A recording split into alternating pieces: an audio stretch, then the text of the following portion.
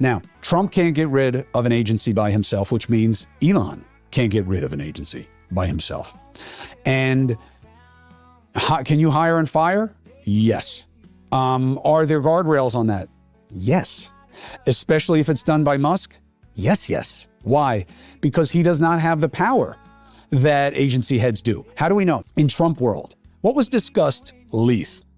Marco Rubio saying, this is really what I'm supposed to do. So USAID is under the umbrella of the State Department. He's the Secretary of State, right? Now, interestingly, 1961, Kennedy creates USAID and moves it under the State Department. Then, 1998, Congress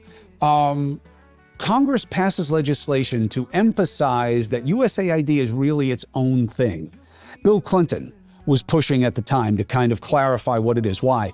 They didn't want foreign aid, even though it is allocated by Congress. And remember that, because it's a huge reason that the president can't act unilaterally in terms of getting rid of an agency, is because he doesn't establish it. Congress does, because they fund it.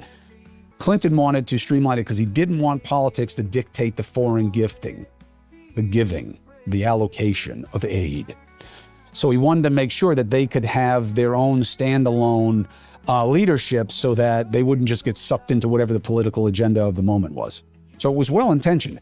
Now they're saying it lacks oversight and they've made all these bad decisions, and they gave you a list that sounded so impressive, so many bad things that they're doing at USAID. It was less than 0.4% of the overall USAID budget. Less than half of 1% of the overall budget she was pointing to as why you need to end it.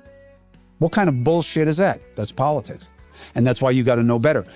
President can't do it himself. Article 1, Section 8, all laws necessary to effectuate what money they disperse. Article 1 is who? Congress. Congress has to be a part of it.